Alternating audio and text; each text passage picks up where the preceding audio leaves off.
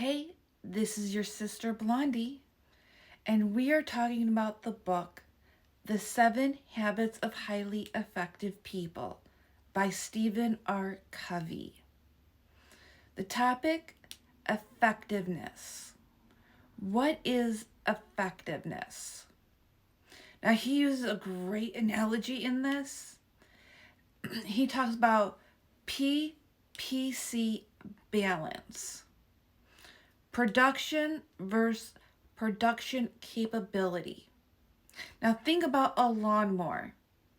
Now are you going to use that lawnmower all winter and then let it sit and then next season use that lawnmower and expect it to run the same as it did when you first bought it? Or are you going to do maintenance on that lawnmower? Now, for most of us, we are aware to do maintenance on our car, hopefully, but think about all the other things that we don't do maintenance on. Typically, we don't do maintenance on the lawnmower or the weed whacker. Sometimes we don't do maintenance on our relationships. It's production versus production capability. Are you taking the downtime, or are you just running that machine until it dies? Another analogy that he uses is the book, The Goose and the Golden Egg.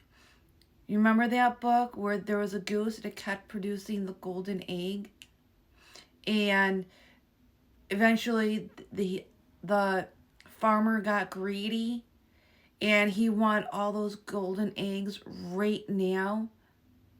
And when he did what he did he unalived the goose, and he got, he wanted to go and get all those eggs right now. He sacrificed the goose to get the eggs, and there were no more eggs. So that is what effectiveness is. If you want to be effective, you need to be willing to put the maintenance into it. All right. Another video I talked about the law of the harvest.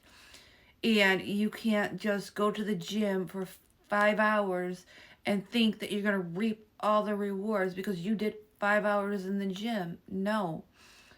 It's the law of the harvest. It's the daily work. It's the daily maintenance. And also part of being effective is the first 3 habits of the law, the 7 habits of the 7 habits of highly effective people. That is where the first 3 habits come in. The first habit is be proactive.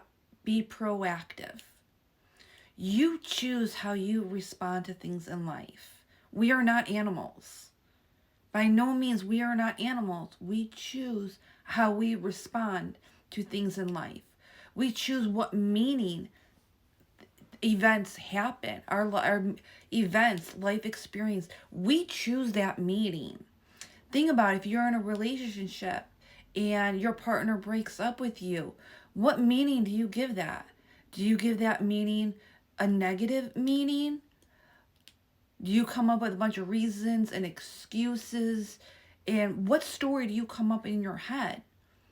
Or do you look at it as, you know what? You just gave me an opportunity to find the person who is right for me. We choose the meaning that we give things. And then there's habit 2. Begin with the end in mind. Okay, this is where, what is your life about? Okay, and now if you're thinking about computers, it's where you write the program. So habit 1 is you are the programmer. Habit number 2 is write the program. What is your life about? This is also where you start writing your mission statement. You choose what your life is about. You make that choice on what you want your life to be about. So write it down. What is your mission statement? What is your life about? And then habit 3. Habit 3 is put first things first. that is run the program. You already wrote your mission statement. You already said, this is what my life is going to be about. So now this is where you live it. This is also where the character ethic comes into. What is your character? Do you have honesty, trust, integrity? That's where this comes into play. Lastly, no one on their deathbed has ever wished they spent more time at work. Life is about relationships and contribution. Me personally, I rephrase it just a little bit. Life is about building relationships and serving. That's why we go to work. We go to work to serve. We volunteer to serve. Life is about building relationships and serving.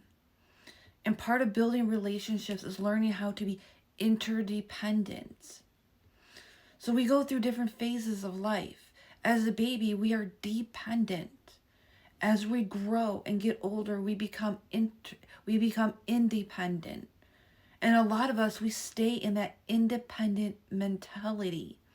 Even when we get married and we have a partner and we have children, we still have this I'm independent mentality. All right, you take your family, your wife, husband, and children, and you still make that, you isolate, and you're like, you still have that independent mentality.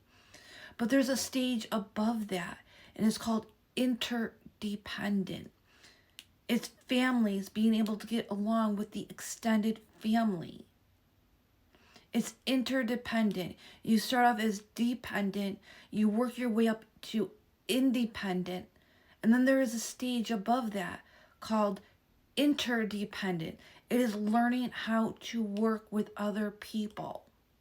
Hence, you join a sport. What's the biggest thing that you learn when you join a sport? You learn to work as a team. You learn to work with other people. When you go to school, your teacher will often put you into group activities. It's not just about the assignment. It's learning how to work with others.